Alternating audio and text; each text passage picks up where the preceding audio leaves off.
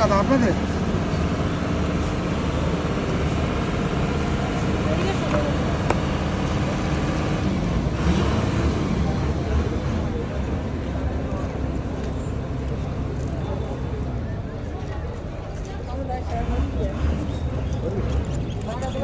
আচ্ছা,